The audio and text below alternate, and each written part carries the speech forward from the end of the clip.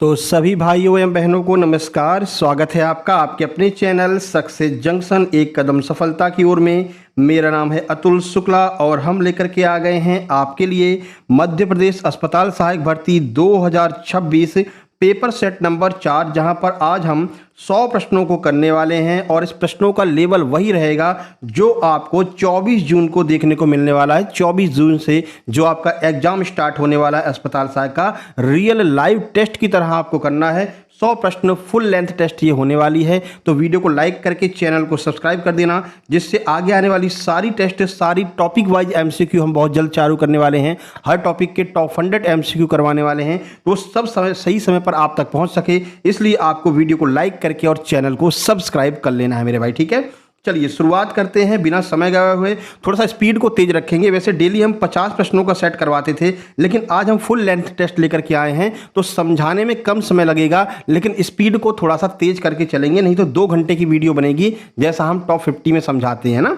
चलिए शुरू करते हैं। आइए देखते हैं, हिंदी से शुरुआत करेंगे और जो आपके सिलेबस में दिया गया है वही सारे चैप्टर को हम करवाने वाले हैं, वहीं से प्रश्न लेकर आए हैं ना।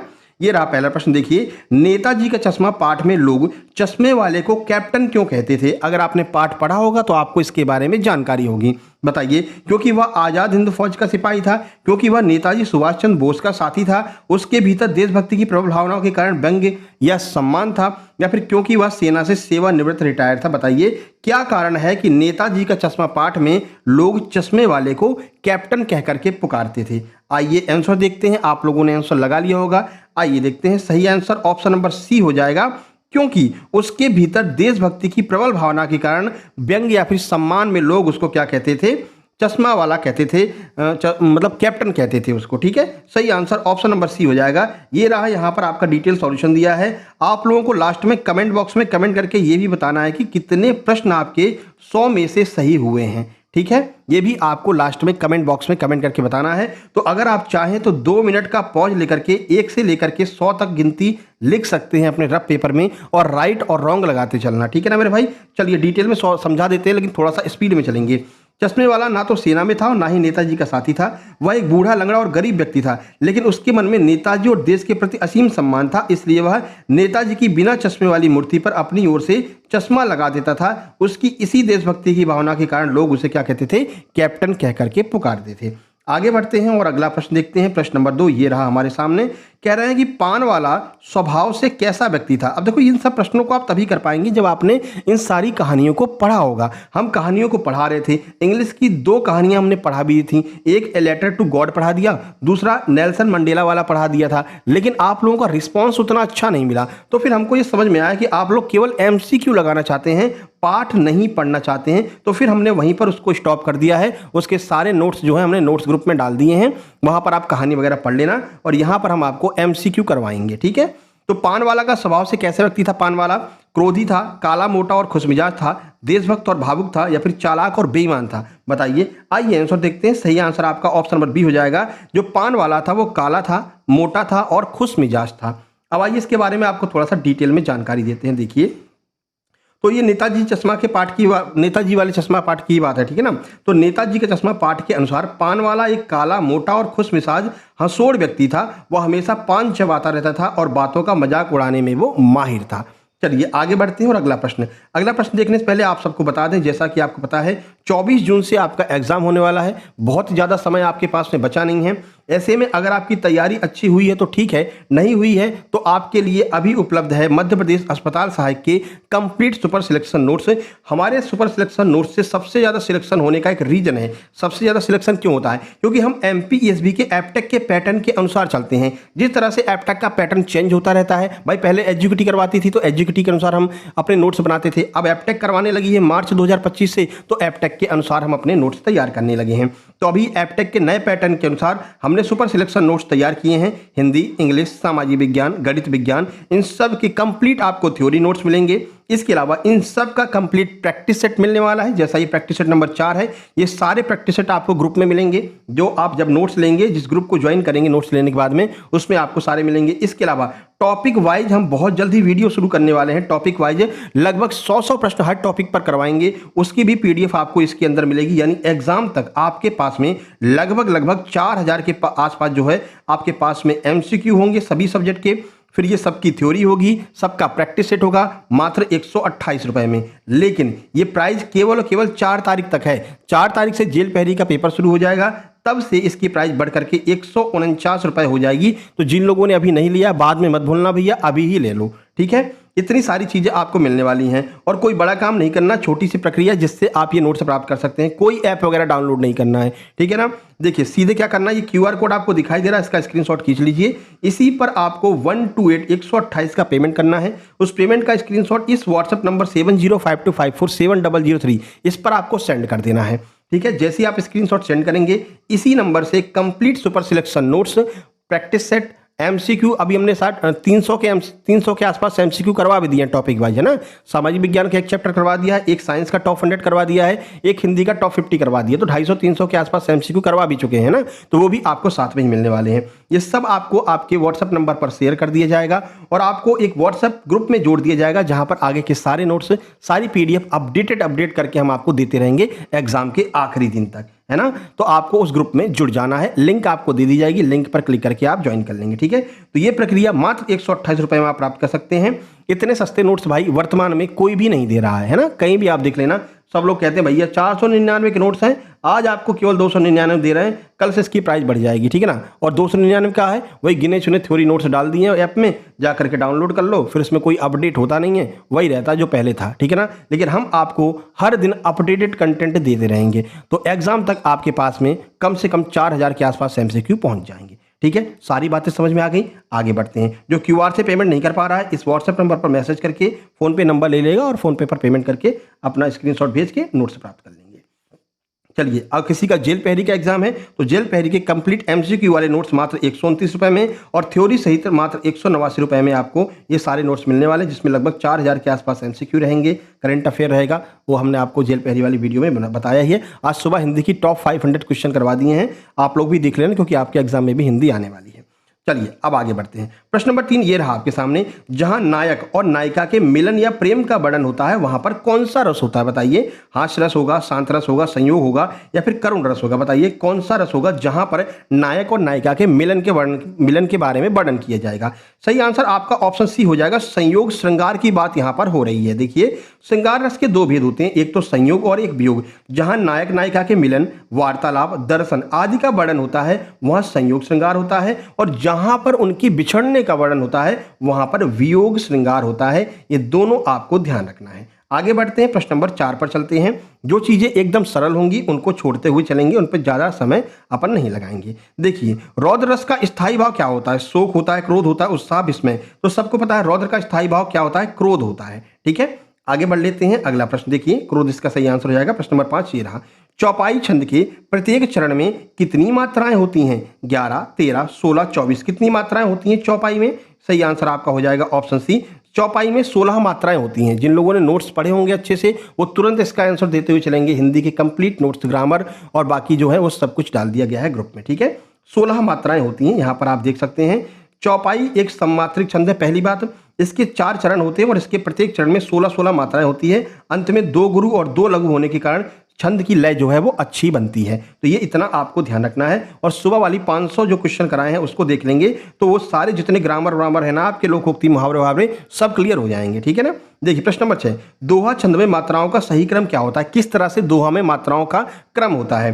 पहले और तीसरे चरण में 13-13, दूसरे चौथे में 11 होती हैं, या फिर पहले और तीसरे में 11-11, दूसरे चौथे में 13 होती हैं, या सभी चरणों में 16 होती हैं, या सभी चरणों में 24 होती हैं? बताइए दोहा छंद में मात्राओं का सही क्रम क्या होता है? जल्दी से बता दीजिए। आंसर आपका होगा ऑप्शन नंबर ए, पहले और तीसरे चरण में 13 और दूसरे और चौथे चरण में 11-11 होती हैं। देखो 4 चरण होते हैं, 1, 2, 3, 4 चरण हो गए।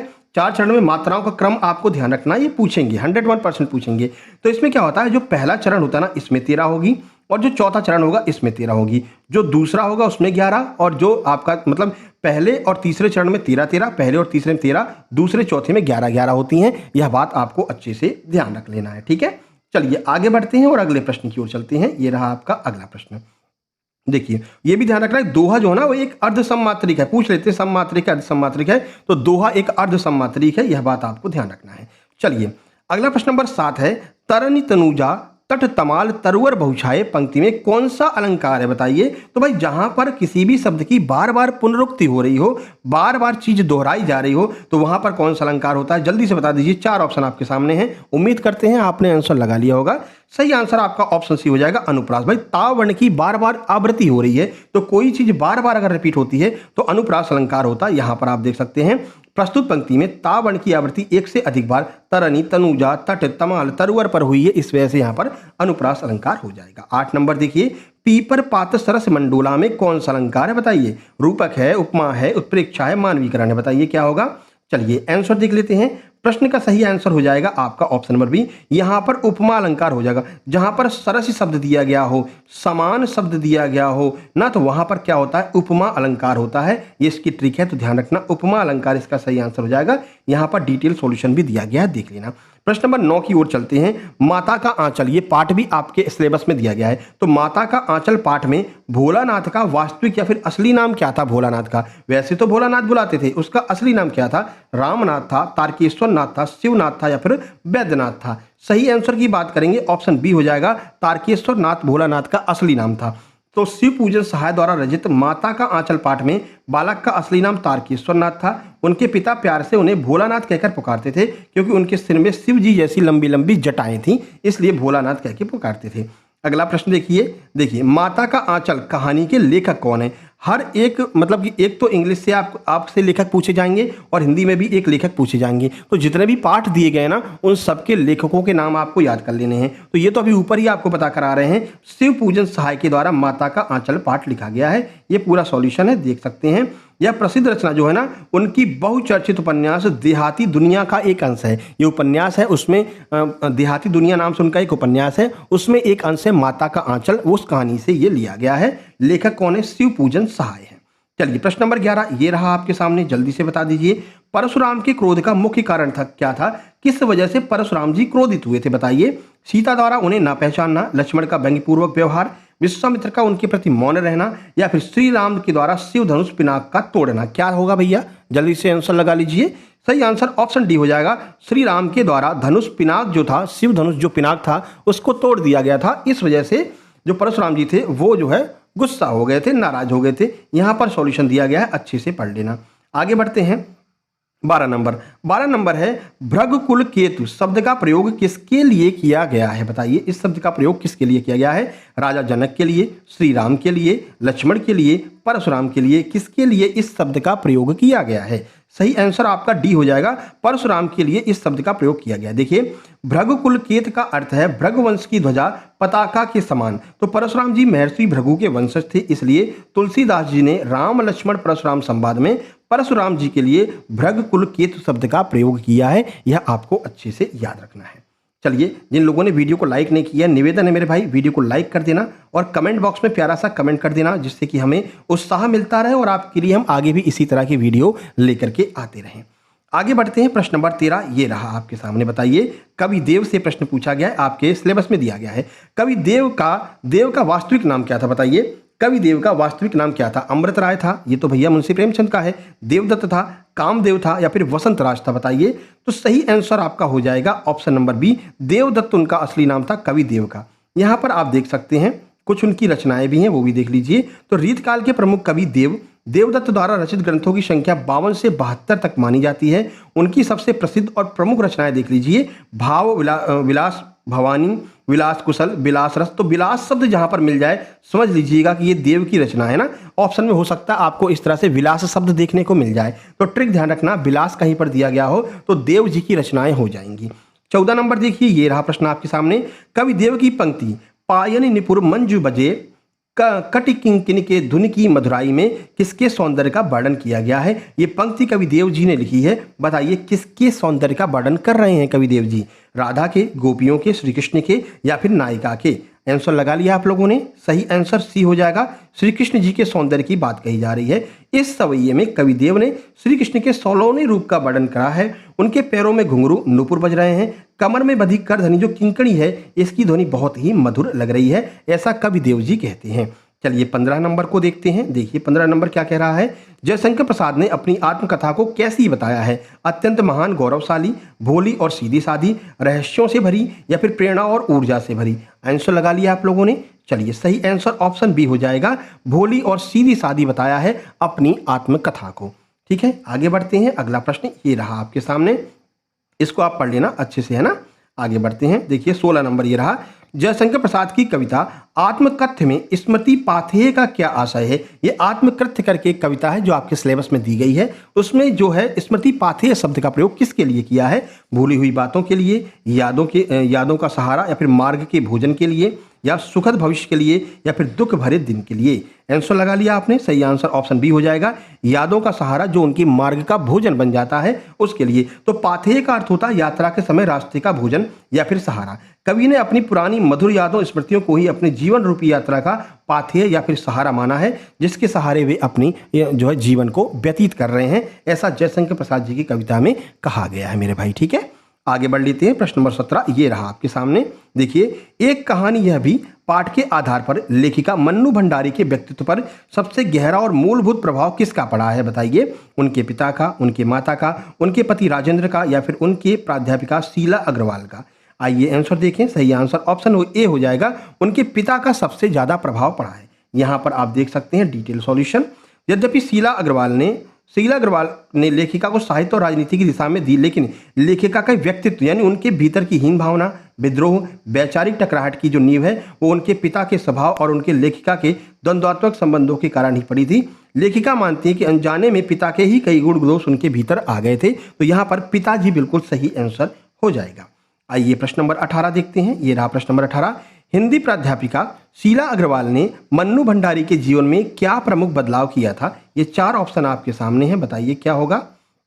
चलिए पढ़ लिया आपने, आंसर देख लेते हैं। सही आंसर होगा आपका ऑप्शन नंबर बी, उन्हें साहित्य की दुनिया से परिचित कराया और स्वतंत्रता आंदोलनों में मन्नू भंडारी को सक्रिय करने का काम जो है वो उनकी प्राध्यापिका शीला अग्रवाल जी के द्वारा किया गया था। 1946-47 के स्वतंत्रता आंदोलन में सड़कों पर सक्रिय भाग लेने के लिए उनको प्रेरित किया था शीला अग्रवाल जी ने। ठीक है मेरे भाई, आगे बढ़ लेते हैं। अगला प्रश्न 19 ये रहा, और हिंदी में कितने सही हुए हैं ये भी कमेंट करना है आपको, ठीक है ना। राम लक्ष्मण परशुराम संवाद गोस्वामी तुलसीदास कृत रामचरितमानस के किस कांड से लिया गया है? कौन से कांड में ये जो है राम लक्ष्मण परशुराम संवाद दिया गया है? अयोध्या कांड, अरण्य कांड, बालकांड, सुंदरकांड? आइए आंसर देखें। प्रश्न का सही आंसर सी हो जाएगा, बालकांड से इस संवाद को लिया गया है। यह प्रसंग संवाद सीता स्वयंवर के समय का है, जो कि तुलसीदास जी द्वारा रचित महाकाव्य रामचरितमानस के प्रथम कांड अर्थात बालकांड का हिस्सा है। यह बात भी आपको अच्छे से याद रखना है। आगे बढ़ते हैं, 20 नंबर देखते हैं। कह रहे हैं कि नेताजी की मूर्ति पर अंत में सरकंडे का चश्मा देखकर हालदार साहब भावुक क्यों हो गए थे?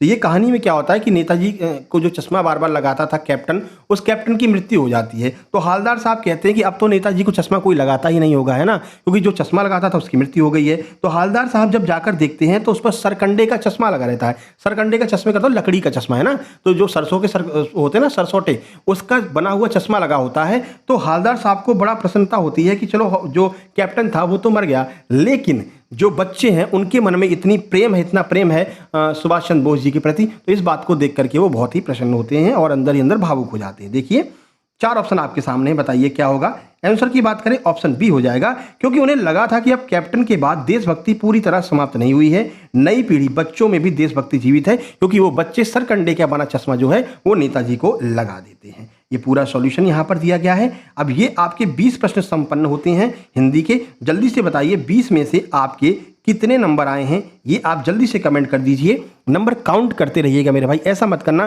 पूरी FLT हम आपके लिए फुल लेंथ टेस्ट लेकर के आए हैं, ऐसा मत करना कि नंबर लिखना भूल जाओ, है ना। तो नंबर लिखना, बिल्कुल एग्जाम वाली फीलिंग आपको हम यहाँ पर दिलाने का प्रयास करेंगे। चलिए अब मैथ यानी गणित की तरफ चलते हैं। ये रहा पहला प्रश्न गणित का, देख लीजिए अच्छे से, सॉल्व कर लीजिए और आंसर बताइए। प्रश्न देखते हैं। प्रश्न है, अरे आंसर दिख गया, देखा तो नहीं किसी ने, ईमानदारी से बताना, देखा तो नहीं किसी ने। देखिए, दो संख्याओं का महत्तम समापवर्तन यानी कि HCF 4 है, लघुत्तम समापवर्तक 24 है। यदि एक संख्या 8 है तो दूसरी संख्या बताइए। ऐसा प्रश्न आपके एग्जाम में 101% एक पूछा जाएगा। अच्छा, इसका नियम आप सबको पता है, ये आंसर है। बताइए क्या आंसर हो जाएगा, आप सॉल्व कर लीजिए, आंसर बता दीजिए। हम आपको आंसर और सॉल्यूशन दोनों बता देते हैं। सही आंसर ऑप्शन ए हो जाएगा 12। अच्छा, इसका नियम क्या होता है? इसका नियम कहता है कि दो संख्याओं के एलसीएम और एचसीएफ का गुणनफल उन संख्याओं के दोनों संख्याओं के गुणनफल के बराबर होता है। ठीक है मेरे भाई। अब देखो एलसीएम कितना दिया है, एलसीएम सर 4 दिया है। एचसीएफ कितना दिया सर, 24 दिया है। एक संख्या 8 दी है, दूसरी संख्या यानी सेकंड वाली संख्या पूछी है, तो सेकंड संख्या निकाल सकते हैं। ये 8 इधर गुणा में है, इधर नीचे आकर के भाग में आ जाएगा। अब ये कट जाएगा, 8 से 24 3 बार कटेगा, 4 और 3 का गुणा करेंगे तो 12 आ जाएगा, जो कि आपके ऑप्शन नंबर ए में दिया गया है। तो ऑप्शन ए आपका बिल्कुल सही आंसर हो जाने वाला है। किस किस का आंसर ये था बताइए। ये पूरा सॉल्यूशन भी हमने आपको यहाँ पर बता दिया है। जब आप नोट्स लेंगे तो नोट्स के साथ में इसकी पीडीएफ मिलेगी, जिसको आप वहाँ से डाउनलोड करके देख सकते हैं। ठीक है मेरे भाई, आगे बढ़ते हैं। हाँ, और हमारा जो टेलीग्राम चैनल है ना, सक्सेस जंक्शन लाइव के नाम से है। ठीक है, लिंक भी डिस्क्रिप्शन बॉक्स में दी है। वहाँ पर आप लोग बहुत कमेंट कर रहे थे। हमने आपसे कहा था कि अगर एमपीजीके वाली वीडियो पर 20 सब्सक्राइबर अगर मिल जाते हैं हमको, तो एमपीजीके की पीडीएफ हम टेलीग्राम ग्रुप में डाल देंगे। तो एमपीजीके की 500 प्रश्नों वाली पीडीएफ हमने वादा पूरा करते हुए Telegram group success junction live में डाल दिया है। जिन लोगों ने नहीं देखा है जाकर के डाउनलोड कर लेना, सर्च करना success junction live, silver play button वाला आपको चैनल दिखेगा, उसको ज्वाइन कर लेना है और वहाँ से उसकी पीडीएफ डाउनलोड कर लेना। सारी पीडीएफ नहीं जाएंगी, फिर से बता रहे हैं, है ना। तो ये आप लोग लगातार कमेंट कर रहे थे कि सर दे दो, तो हमने वहाँ पर दे दिया है, आप लोग डाउनलोड कर लेना। चलिए प्रश्न नंबर 2 देखिए। शांत दशमलव प्रसार में परिमेय संख्या 43 बटे 2 की घात 4 गुणा 5 की घात 3 दशमलव के कितने स्थानों के बाद समाप्त होगी, यह आपसे पूछा जा रहा है। पहले ये आपके सामने 4 ऑप्शन है, इनको सॉल्व कर लीजिए, फिर हम आपको इसका आंसर बताते हैं कि शांत दशमलव वाले अगर परिमेय संख्या है और उसमें पूछा जाए कि दशमलव का जो है ना वो कितने स्थानों के बाद समाप्त होगा, तो आपको क्या करना है। बेहतरीन सी ट्रिक आपको बताएंगे, ऐसे प्रश्न आपके एग्जाम में आएंगे। हमने अभी बहुत सारे लोगों की प्रैक्टिस सेट देखे हैं। वो लोग क्या करवा रहे हैं, रेशियो करवा रहे हैं, अनुपात समानुपात, वो क्या कहते हैं, एलसीएम तो आपके सिलेबस में है, रेशियो करवा रहे हैं, सीपी एसपी करवा रहे हैं, एसआई सीआई करवा रहे हैं। ठीक है, ये सब आपके सिलेबस में नहीं है मेरे भाई, क्यों इसके पीछे पड़े हुए हो। ये एक भी क्वेश्चन नहीं मिलेगा जो आपके सिलेबस में दिया गया है, केवल और केवल उस पर फोकस करना है ना। तो जो भी लोग ऐसा करवा रहे हैं तो आप लोग खुद समझ सकते हैं कि उनको सिलेबस का अनुभव ही नहीं है, सिलेबस को देखा ही नहीं है। बस उठा करके 4 सवाल वहाँ से उठाए, 5 सवाल वहाँ से उठाए, कॉपी करके और छाप दिए हैं। ठीक है, ऐसा बिल्कुल भी नहीं करें मेरे भाई। जो लोग प्रैक्टिस सेट करवा रहे हैं उनसे भी निवेदन है, ठीक है ना, वही पढ़ाएं जो सिलेबस में दिया गया। फालतू में किसी का समय बर्बाद ना करें, है ना। सिलेबस उठाएं, वहाँ से प्रैक्टिस सेट बनाएं। ठीक है, चलिए अब शांत दशमलव आपके सिलेबस में दिया गया है। देखो आप आंसर लगा लीजिए, आंसर दिखा देते हैं। सही आंसर 4 हो जाएगा। अच्छा 4 क्यों होगा वो आपको बता देते हैं। देखो जब भी कोई संख्या इस तरह से दी गई हो, नीचे 2 की घात 4, 5 की घात 3 दिया गया है और आपसे बोले कि दशमलव के कितने स्थानों के बाद ये संख्या समाप्त होगी, तो आपको बस इतना ध्यान रखना है कि जो नीचे संख्या लिखी हुई है ना, उसमें सबसे बड़ी घात कौन सी है, सबसे बड़ी पावर देख लीजिए। तो सबसे बड़ी पावर की बात करेंगे, सबसे बड़ी पावर 4 है, तो 4 ही आपका आंसर हो जाएगा। अगर यहाँ पर 5 होता, ऊपर से कोई मतलब नहीं रखना है, कुछ भी नहीं देखना है, केवल ये देखना है कि सबसे बड़ी घात कौन सी है। अगर सबसे बड़ी घात परिमेय संख्या की सबसे बड़ी घात जो दी गई है, यहाँ पर 4 दी गई थी तो 4 आंसर है, 5 होगा तो 5 आंसर होगा, 7 होगा तो 7 आंसर होगा। फिलहाल 4 दिया गया है तो 4 ही आपका आंसर होगा। यहाँ पर हमने ट्रिक और सॉल्यूशन सहित बता दिया है, ये आप यहाँ पर देख सकते हैं। ठीक है, चलो प्रश्न नंबर 3 की ओर चलते हैं। प्रश्न नंबर 3 क्या कह रहा है ये देखिए। एलसीएम एचसीएफ आपके सिलेबस में दिया गया है, तो वहां से ये प्रश्न है। कह रहे हैं कि वह सबसे बड़ी संख्या ज्ञात कीजिए। इसको ब्लू कर लेते हैं ना, वो सही साफ दिखता है ब्लू वाला, ब्लैक तो है ही नहीं शायद, कि है इसमें, देखें ब्लैक नहीं है, छोड़ो ब्लू ही सही रहेगा। वह सबसे बड़ी संख्या ज्ञात कीजिए जिससे 70 और 125 को भाग देने पर क्रमशः 5 और 8 शेष बचता है। ऐसी संख्या आपको ज्ञात करनी है, बड़ी से बड़ी संख्या।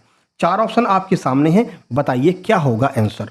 सॉल्व कर लीजिए, आप अच्छे से छोटा कर देते हैं, सॉल्व कर लीजिए पहले, है ना, समय ले लीजिए, वीडियो को पॉज कर लिया कीजिए, सॉल्व करके फिर आंसर बता दीजिए। ठीक है, चलो हम इसका आंसर देख लेते हैं और आपको सॉल्यूशन बताते हैं। प्रश्न का सही आंसर ऑप्शन नंबर ए यानी कि 13 हो जाएगा। सर 13 क्यों हो जाएगा ये भी बता दीजिए। आइए बता देते हैं। देखिए दिया गया सबसे बड़ी संख्या जो 70 और 125 से भाग देने पर इतनी शेष बचती है। जितनी भी शेष बच रही ना, उस शेष को इसमें से घटा करके और केवल एचसीएफ निकाल लो, आपका काम हो जाएगा।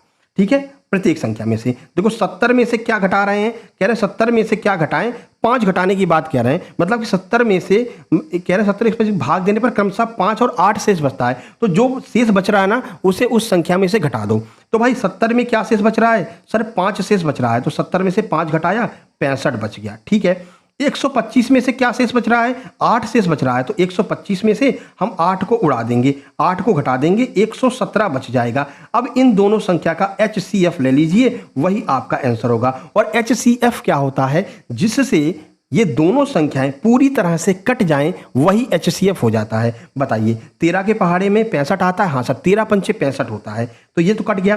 13 के पहाड़े में 117 आता है, हाँ सर 13 के पहाड़े में 117 भी आता है, 13 नम में 117 होता है। तो ये दोनों संख्याएं जिससे कट रही हैं वही इसका HCF होगा। और ये दोनों संख्याएं किससे कट रही हैं, छोटी से छोटी संख्या 13 से कट रही हैं। तो ऑप्शन ए हमारा बिल्कुल सही आंसर हो जाएगा। ठीक है, तो 13 इसका सही आंसर होगा। क्यों होगा वो हमने आपको बता दिया है। ट्रिक और सॉल्यूशन आप यहां पर देख सकते हैं। ठीक है, चलिए प्रश्न नंबर 4 की ओर चलते हैं।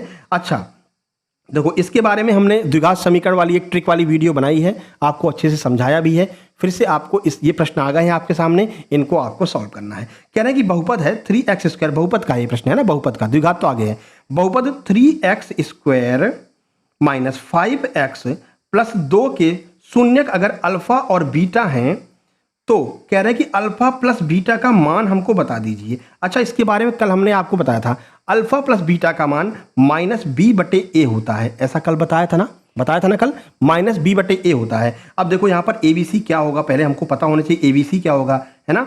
तो ये इस तरह से आपको समझा रहे हैं कि हम ये मानते हैं कि आपको मतलब आप एकदम लो लेवल पर हैं, ठीक है ना, उस हिसाब से समझा रहे हैं। तो A का मान ये हो जाएगा, B का मान ये हो जाएगा, C का मान ये हो जाएगा। कह रहे हैं कि सर -b/a होता है, तो पहले हम माइनस लगाएंगे, ये माइनस लग गया। B का मान क्या है सर, B का मान -5 है, ठीक है, बटे में A का मान क्या है सर, A का मान 3 है और वो प्लस का है। माइनस माइनस का गुणा करेंगे तो क्या हो जाएगा, फुल 5 हो जाएगा, यानी कि प्लस का हो जाएगा, और बटे में ये 3 रहेगा। 5/3 आपका आंसर होगा। देखो कहां पर दिया गया है सर, ऑप्शन नंबर ए में दिया गया है, प्लस के 5/3, यही हमारा आंसर होगा। ऑप्शन नंबर ए ही हमारा सही आंसर हो जाएगा। ये रहा सॉल्यूशन और ये रही पूरी की पूरी ट्रिक, आप देख सकते हैं। ठीक है, वीडियो पसंद आ रही है तो जल्दी से कमेंट बॉक्स में कमेंट कर देंगे और चैनल को सब्सक्राइब जरूर कर लेंगे और अपने 4 मित्रों को बताएंगे भी कि सही चीजें कहां पर मिल रही हैं, सही सिलेबस के अकॉर्डिंग टेस्ट कहां पर हो रही है। ठीक है, चलिए प्रश्न नंबर 5 ये रहा आपके सामने। बताइए, देखिए इसकी भी एक बेहतरीन ट्रिक बताने वाले, देखते ही आप आंसर निकालोगे। ठीक है, देखो क्या कह रहा है, कह रहा है कि x + y = 14 दिया गया। ठीक है भैया, x + y = 14 दिया गया है, अच्छी बात है। x - y = 4 दिया गया है। आपसे कह रहे हैं कि आप हमें x का मान बता दीजिए। जब भी आपको ऐसी संख्याएं कहीं पर भी दी गई हों तो x जो होता है वो बड़ी संख्या होती है, y जो होती है छोटी संख्या होती है। तो हमसे बड़ी संख्या के बारे में पूछा गया है, तो जब आपसे x के बारे में पूछा जाए यानी कि बड़ी संख्या के बारे में पूछा जाए तो इन दोनों को जोड़ करके 2 का भाग दे दो। तो 14 + 4 हमने जोड़ा, हमको मिला कितना, 18। 18 में 2 का भाग दिया, आंसर आ गया हमारा 9, यानी कि x का मान 9 होगा। 9 ही पूछा गया है, x का मान पूछा है, तो ऑप्शन सी आंसर हो जाएगा। बाय द वे, मान लीजिए आपसे y का मान पूछा गया होता, यानी आपसे छोटी संख्या पूछी गई होती, तब क्या करते, तो बस इन दोनों को घटा करके 2 का भाग दे देते। तो घटा करके 2 का भाग दे के देख लेते हैं। तो घटा लीजिए, 14 - 4/2, तो 14 में से 4 गया, 10 बचा, 2 का भाग दिया, 5 हमारा आंसर निकल करके आ गया। अगर आपसे y का मान पूछें यानी छोटी बोल भी सकते हैं इनमें से छोटी संख्या कौन सी है, तो 5 आएगी। बड़ी संख्या बोले तो दोनों को जोड़ करके 2 का भाग दे देना है। ठीक है, एक तो ये हो गया। एक आप ये भी कर सकते हैं कि ऑप्शन के थ्रू भी जा सकते हैं, इसमें ऑप्शन का मान रख सकते हैं। जैसे कि हमने माना कि अब आंसर तो आ ही गया, इसी को रख लेते हैं, टाइम बहुत लग गया ना। हमने माना कि x का मान हम मान लेते हैं 9 है, तो हमने 9 + y = 14 कर दिया। ठीक है, y का मान कितना निकल के आएगा, ये 14 में से 9 जाएगा, y का मान 5 निकल के आएगा।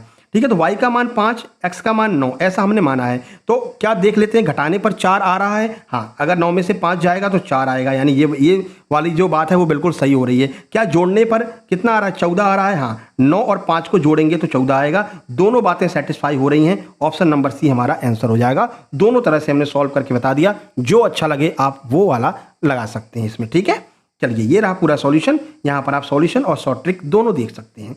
चलिए 6 नंबर पर चलते हैं। ये रहा 6 नंबर। कह रहे हैं k के किस मान के लिए समीकरण लिख लो, 3x - y + 8 और 6x - KY बराबर 16 क्या होंगी? समपाती होंगी, समपाती होंगी। अब समपाती की एक सिचुएशन होती है, समपाती में होता है, पहले आप सॉल्व कर लो, हो सकता है आपको पता हो इसके बारे में। समपाती की सिचुएशन क्या होती है उसके आधार पर आप लोग पहले सॉल्व कर लीजिए, फिर हम इसको सॉल्व करके बताते हैं। तब तक हम आपको ABC का मान बता देते हैं। इसमें ABC का मान क्या होगा, ठीक है?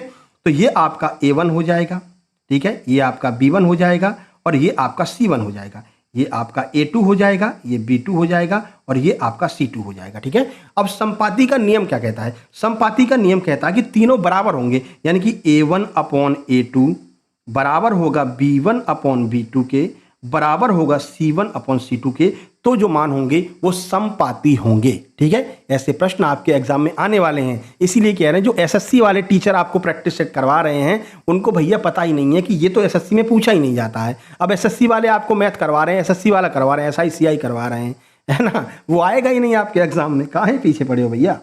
तो बताइए, ये आपको सूत्र दिख गया। अब इसके हिसाब से हम सॉल्व कर लेंगे, चलिए सॉल्व कर लेते हैं। अब देखो तीनों बराबर हैं तो ये C1 अपन C2 लेने की आवश्यकता नहीं, क्यों? हमसे K का मान पूछा गया है, K का मान पूछा तो K यहाँ पर है, तो A और B से ही हमारा आंसर निकल के आ जाएगा, हम काहे C1 अपन C2 करेंगे? तो आइए सॉल्व करते हैं। देखिए K का मान हमसे पूछा है, देख लेते हैं। देखिए इसको ब्लू कर देते हैं। देखो हमको A1 अपॉन A2 रखना है, तो A1 का मान क्या था? ये था, तो 3/, A2 का मान कितना है सर?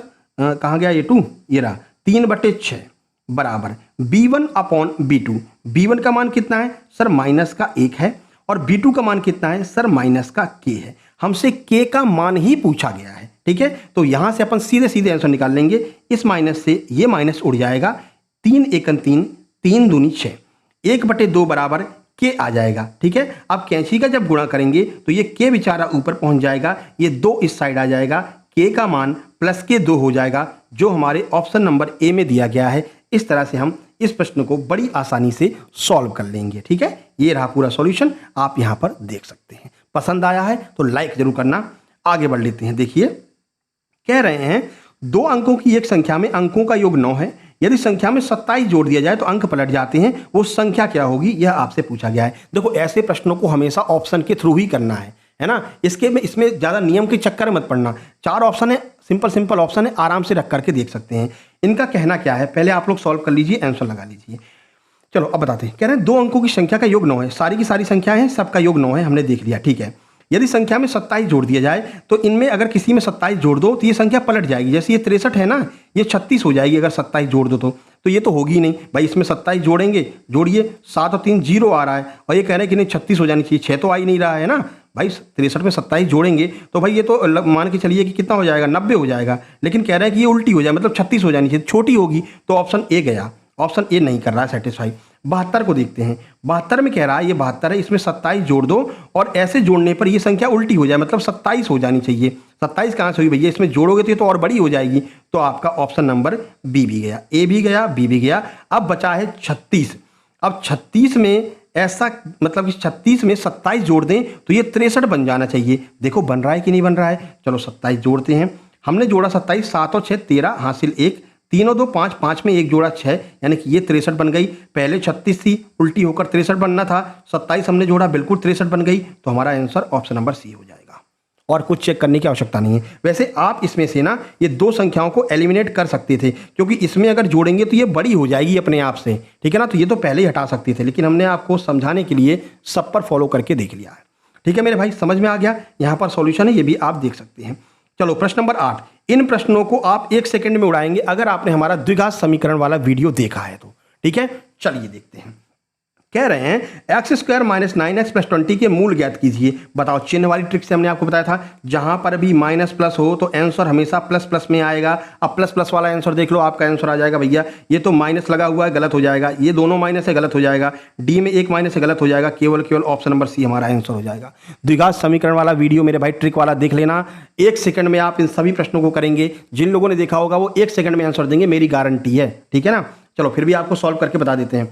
सॉल्यूशन में क्या रहेगा, 20 को इस तरह से तोड़ो कि गुणा करने पर 20 आए और जोड़ने घटाने पर 9 आना चाहिए। हमको दो संख्या मिली, एक मिली 5 और एक मिली 4। गुणा करेंगे तो 20 आएगा, जोड़ेंगे तो 9 आएगा। अब हमारा आंसर कैसे होगा, तो हमारा आंसर चिन्ह के साथ में होना चाहिए। तो चिन्ह के लिए हमने आपको ट्रिक बताई थी, अगर माइनस प्लस दिया गया हो तो प्लस प्लस हो जाएगा और बड़ी संख्या प्लस में रहेगी, यानी जो पहला वाला चिन्ह है वो बड़ी संख्या को दर्शाएगा, बाद वाला चिन्ह छोटी संख्या को दर्शाएगा। यहां पर तो दोनों प्लस है तो कोई दिक्कत नहीं, कहीं भी रख दो। तो 4 और 5 इसका आंसर हो जाएगा, जो आपके ऑप्शन नंबर सी में दिया गया है। ठीक है, ये ट्रिक हो गई।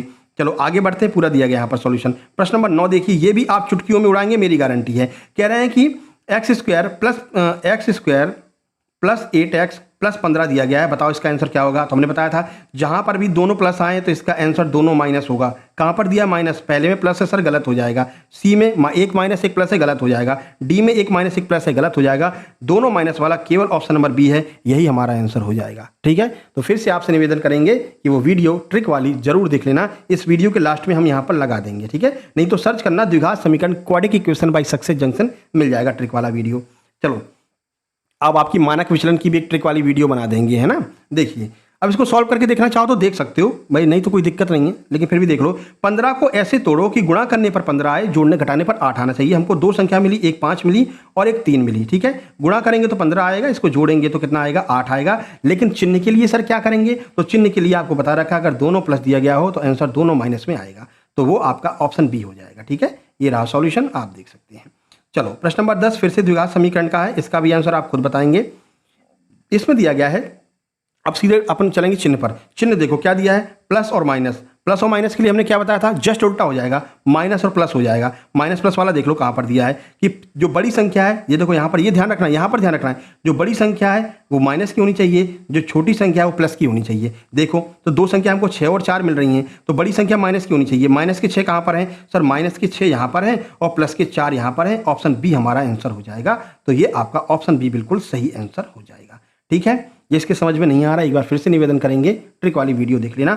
बाकी आपको जब ट्रिक वाली वीडियो देख लेंगे तो आप भी इन लोगों की तरह 1 सेकंड में उड़ाएंगे इस वाले क्वेश्चन को। ये रहा एक और द्विघात समीकरण का है, फिर से देखिए माइनस माइनस दिया गया है। माइनस माइनस के लिए हमने क्या कहा था, कभी भी कंफ्यूजन नहीं होना। माइनस माइनस में क्या होगा, माइनस माइनस में दोनों संख्याएं जो हैं वो प्लस माइनस हो जाएंगी। ठीक है, जहां पर भी चिन्ह माइनस माइनस दिया हो प्लस माइनस होगा। बड़ी संख्या पहली वाली होगी और छोटी संख्या बाद वाली होगी। तो जहां पर बड़ी संख्या प्लस में दी गई है, छोटी संख्या माइनस में दी गई, वो हमारा आंसर होगा। यहाँ पर दोनों प्लस है, गलत हो जाएगा। दोनों माइनस, यहाँ पर माइनस है, यहाँ पर पहली माइनस में दूसरी प्लस में है, लेकिन बड़ी संख्या हमको कैसी चाहिए, प्लस में चाहिए, तो ये भी गलत हो जाएगा। यहाँ पर दोनों माइनस में, ये भी गलत हो जाएगा। तो बड़ी संख्या प्लस में ये रही, छोटी संख्या माइनस में ये रही, यानी कि ऑप्शन नंबर डी हमारा बिल्कुल सही आंसर हो जाएगा। ठीक है, कुछ करने की जरूरत ही नहीं है, सॉल्यूशन आप देख सकते हो ट्रिक के द्वारा। चलिए ये भी बता दीजिए जल्दी से, इसमें भी कुछ करने की आवश्यकता नहीं है। बताओ, कह रहे हैं कि 2x² माइनस 9x प्लस के 10, माइनस प्लस है, आंसर हमारा दोनों प्लस प्लस में आना चाहिए। ठीक है, अब यहाँ पर दो ऑप्शन आपको प्लस प्लस में दिखेंगे, क्यों वो आपको बताते हैं। पहले माइनस वालों को हटा दो, दोनों अंक जो है प्लस में होना चाहिए। तो यहाँ पर माइनस लगा, इसको हटा दिया, यहाँ पर माइनस लगा, इसको हटा दिया। अब हमारे पास में एक आ रहा है 5/2, ये भी प्लस का है और 2 है, और दूसरा क्या है, दूसरा है आपका 5 और 2, ये 2 दिया है हमको प्लस में। ठीक है, अब इसमें से कौन सा आंसर होगा, तो इसमें ध्यान रखना, अगर x के आगे कोई संख्या लिखी हुई 2 हो, 3 हो, 4 हो, तो उसका डिवाइड दे देते हैं पहले वाले में। ठीक है, तो पहले वाले में डिवाइड दे देंगे, 5/2 जो है ये हमारा आंसर हो जाएगा ऑप्शन नंबर ए। 5/2, 2 ये हमारा सही आंसर हो जाएगा। ठीक है, चलो आगे बढ़ लेते हैं। प्रश्न नंबर 13 ये रहा, समरूप त्रिभुज का प्रश्न आ गया है। दो समरूप त्रिभुज की भुजाओं का अनुपात 4:9 है, तो उनके क्षेत्रफलों का अनुपात क्या होगा। इसकी सीधी सीधी ट्रिक है, अगर त्रिभुज की समरूप त्रिभुज है और उनकी भुजाओं का अनुपात दिया है और आपसे क्षेत्रफल का अनुपात पूछ रहा है, तो बस केवल इनका स्क्वायर कर दो। तो 4 का स्क्वायर 16, 9 और आपका 9 का स्क्वायर 81, 16 81, ऑप्शन सी हमारा आंसर। आगे बढ़ लेंगे। ठीक है, ये पूरा सॉल्यूशन दे रखा है। अगला प्रश्न आपका त्रिभुज से है। त्रिभुज में कह रहा है कि 2a भुजा वाले एक समबाहु त्रिभुज की ऊंचाई कितनी होगी। तो इसकी ऊंचाई क्या होती है, इसकी ऊंचाई होती है √3/2 इंटू भुजा। ठीक है, तो निकाल लो, इसमें सूत्र में मान रखना है। हमने आपसे बार बार कहा है कि जो आपके एडवांस की जो प्रश्न होते हैं ना मेंसुरेशन की, अगर आपको सूत्र याद है तो आप चुटकियों में सॉल्व कर रहे होंगे। बताओ, तो लिख दो यहाँ पर 3/2 गुणा 2a, 2 से 2 कट जाएगा, √3a आपका आंसर होगा, जो आपके ऑप्शन नंबर ए में दिया गया है। इस पर ज़्यादा टाइम लगाने की आवश्यकता नहीं है, डिटेल सॉल्यूशन ये रहा, देख सकते हैं। 15 नंबर देखिए, एक समकोण त्रिभुज का कर्ण 13 सेंटीमीटर और देखो एक समकोण त्रिभुज है, ये रहा एक समकोण त्रिभुज, कह रहे हैं कि कर्ण 13 सेंटीमीटर है, एक भुजा 5 सेंटीमीटर है, इसकी तीसरी भुजा की लंबाई क्या हो जाएगी, ये आपसे पूछ रहे हैं। तो भाई इसको आप अगर ट्रिपलेट आपको याद है ना, तो आप इसको 1 सेकंड में कर सकते हो। ट्रिपलेट क्या होती है, अगर एक संख्या 5 है, दूसरी 13 है, तो तीसरी क्या होगी, 12 होगी। 5, 13, 12 का ट्रिपलेट बनता है 12। ऑप्शन नंबर सी हमारा सही आंसर हो जाएगा। फिर भी अगर आप चाहते हैं नहीं सर हमको सॉल्व करना है, ऐसे नहीं सॉल्व करना है, तो सॉल्व करके देख लीजिए। क्या दिया है, 13, 13 का स्क्वायर कितना होता है, 169 होता है। ठीक है, इसमें से 25, 5 का स्क्वायर क्या होता है, 5 का स्क्वायर 25 होता है। तो 169 में से 25 घटाएंगे 144 आ जाएगा, जो किसका अंडर रूट होता है, 12 का होता है। 12 हमारा आंसर हो जाएगा। कुछ ट्रिपलेट ऐसी महत्वपूर्ण है जो आपको याद रखनी है। अगर आपको ट्रिपलेट याद रहेंगी ना, तो आप देखते ही इसका आंसर लगा सकते हैं। कौन कौन सी वो ट्रिपलेट है जो आपको याद रखनी है, वो देख लीजिए। कुछ पाइथागोरस ट्रिपलेट है, जैसे कि 3, 4, 5 एक साथ में आएगी, 5, 12, 13 एक साथ में आएगी, 7, 24, 25 एक साथ में आएगी, 8, 15, 17 एक साथ में आएगी। ये आपको याद रखनी, इतनी तो कम से कम मेरे भाई याद कर ही लो, है ना। देखो अगले वाले में क्या होगा, प्रश्न नंबर 16।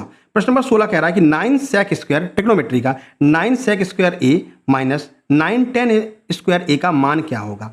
चलिए देख लेते हैं भाई। 9 सेक स्क्वायर ए में और 10 स्क्वायर ए दोनों में 9 है, तो दोनों में से 9 को बाहर निकाल लो। अब अंदर क्या बचा, अंदर बचा सेक स्क्वायर ए माइनस 10 स्क्वायर ए। हम जानते हैं सेक स्क्वायर ए माइनस 10 स्क्वायर ए का मान 1 होता है। आगे 9 दिया है, तो 9 और गुणा 1 कर देंगे, तो 9 हमारा आंसर होगा, जो कि ऑप्शन नंबर बी में दिया गया है। ये बटे मत समझना, अरे भैया ये बटे नहीं है, ठीक है, ये इंग्लिश और हिंदी का ऑप्शन दिया गया है, ठीक है ना। चलो हम जब PDF देंगे इसको सही कर देंगे, नहीं तो आप कंफ्यूज हो जाओगे, है ना। 1/1 नहीं है, ये हिंदी वाला 1 है, ये इंग्लिश वाला 1 है, ये हिंदी वाला 9 है, ये इंग्लिश वाला 9 है, ठीक है ना। तो कन्फ्यूज नहीं होना है, 9 इसका आंसर हो जाएगा। चलो ये पूरा सॉल्यूशन दे रखा है। प्रश्न नंबर 17 देखिए। प्रश्न नंबर 17 कह रहा है यदि साइन ए बराबर 3/5 है, साइन बराबर 3/5 है, तो tan का मान क्या होगा, tan ए का मान क्या हो जाएगा। अच्छा, इसके लिए आपको क्या ध्यान रखना है, इसके लिए अब देखो अभी आपको बताता हूँ ट्रिपलेट ध्यान है, ट्रिपलेट 3, 4, 5 इसकी ट्रिपलेट होती है। अब देखो लाल बटे कक्का याद है, लाल बटे कक्का, लाल बटे KKA, ये क्या होता है, साइन कॉस tan। तो tan का मान होता है लंब बटे आधार, लंब बटे आधार, और साइन का मान होता है लंब बटे कर्ण। यानी कि लंब का मान यहाँ पर 3 दे रखा है, कर्ण का मान यहाँ पर 5 दे रखा है। तो लंब का मान हमारे पास में 3 है, कर्ण का मान 5 है, आधार का मान क्या निकलेगा, आधार का मान बची हुई संख्या क्या थी, 4 है, क्योंकि 3, 4, 5 का ट्रिपलेट बनता है, तो आधार का मान 4 आ गया। बस अब tan में रख दो। tan क्या होता है, tan होता है लंब बटे आधार। तो लंब का मान कितना निकल के आया है सर, 4 आया है। आधार का मान कितना है, नहीं लंब का मान तो 3 है ना, लंब का मान तो यहाँ दिया गया था 3, लंब का मान तो 3 दिया गया था, तो लंब का मान 3 है। आधार का मान क्या दिया है, आधार का मान यहाँ पर दिया है 4, जो हमने अभी निकाला। 3/4 हमारा आंसर होगा, जो कि ऑप्शन नंबर बी में दिया गया है। ठीक है, वैसे भी आप निकाल सकते थे भाई, tan का मान लंब बटे आधार होता है, ठीक है, और यहाँ से हमको लंब का मान पता चल चुका था, लंब का मान 3 है, तो 3 जिसमें होगा वही हमारा आंसर होगा, जिसमें 3 से शुरुआत होगी। तो 3 से शुरुआत केवल 1 में हुई है, ऑप्शन बी में, तो 3/4 ही हमारा आंसर हो जाएगा। ठीक है, फिर से कह रहे हैं ये जो ऑप्शन है ना, ये इंग्लिश वाले होते हैं, जैसे एक हिंदी में दे दिया, एक इंग्लिश में दे दिया, तो वो वाले हैं, इसको आप छोड़ के चलिएगा।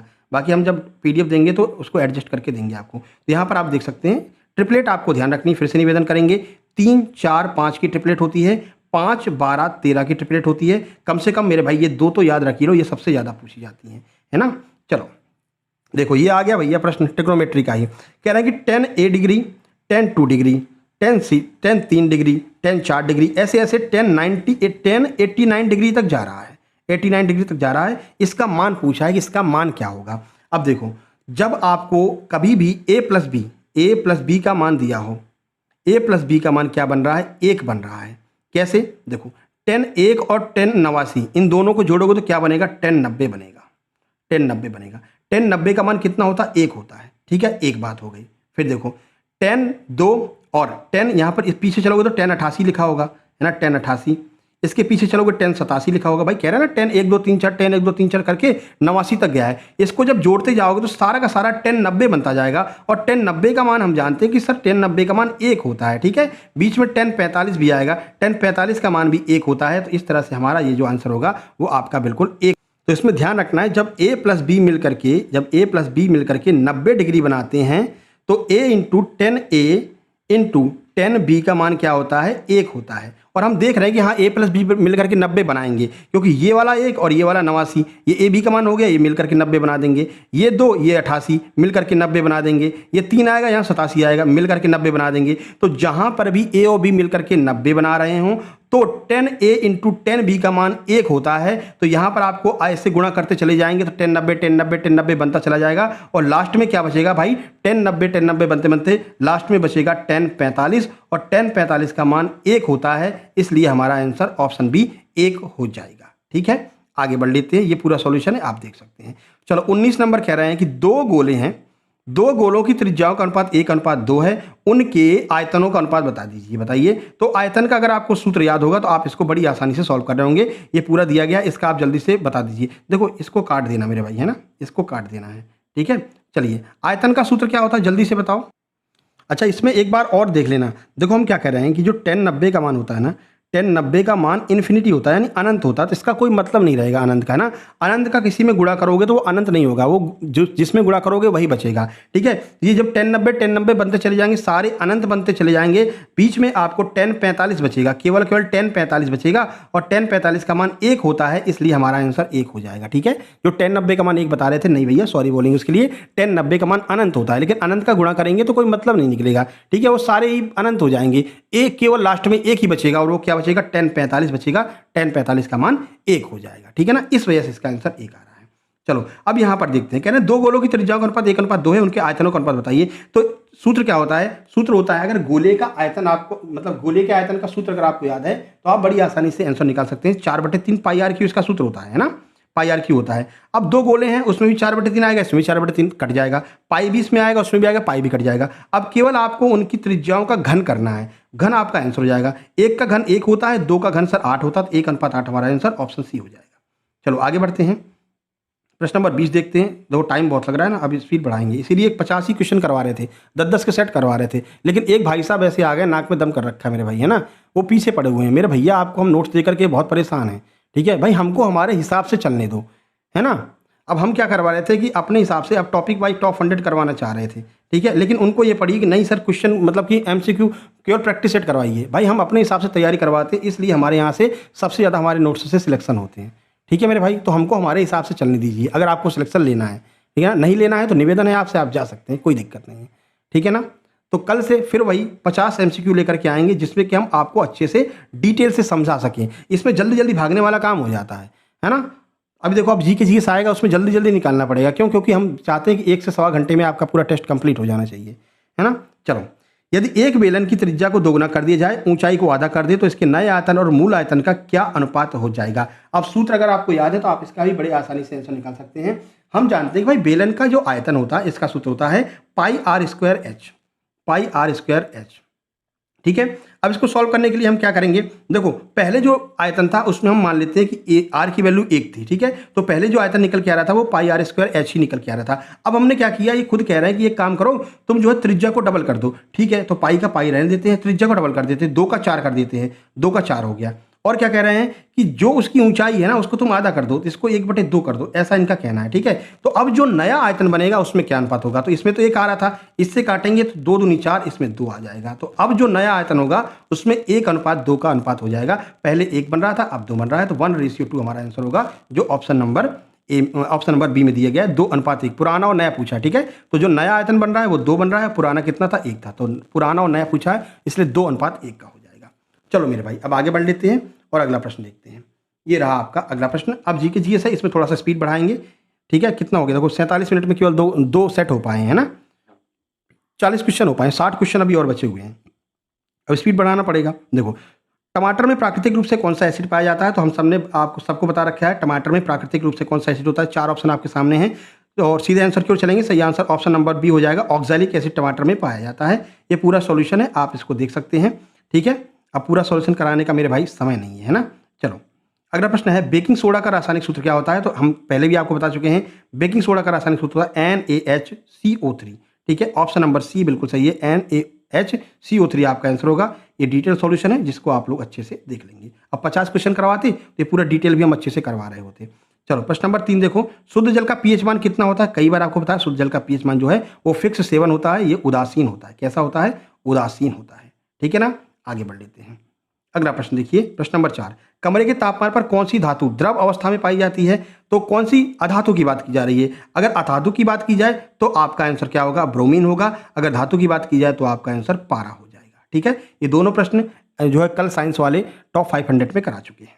आगे बढ़ते हैं। प्रश्न नंबर 5 देखिए, धातुओं का वह गुण जिसके कारण उन्हें पीट करके पतली चादरों में बदला जा सकता है, इसको हम क्या कहते हैं? इसको हम कहते हैं आघात वर्धनीयता। ठीक है ना, इसको कहते हैं क्या? आघात वर्धनीयता कहते हैं, मेलाबिलिटी कहते हैं। जिनको पीट पीट करके और पतली पतली चादरों में तोड़ दो उनको आघात वर्धनीयता कहते हैं। अगला देखिए, प्रकृति में पाया जाने वाला सबसे कठोर पदार्थ कौन सा है? लोहा, ग्रेफाइट, हीरा, तांबा। तो हम सबको पता है प्रकृति में पाया जाने वाला सबसे कठोर पदार्थ कौन होता है? हीरा होता है, और हीरा के लिए मध्य प्रदेश का पन्ना जिला फेमस है। ठीक है, आगे बढ़ते हैं। प्रश्न नंबर 7 ये रहा आपके सामने, मनुष्यों में भोजन का पूर्ण पाचन कहाँ पर होता है? भोजन पूरी तरह से कहाँ पर पच जाता है? अमाशय, छोटी आंत, बड़ी आंत, यकृत। आइए आंसर देखें।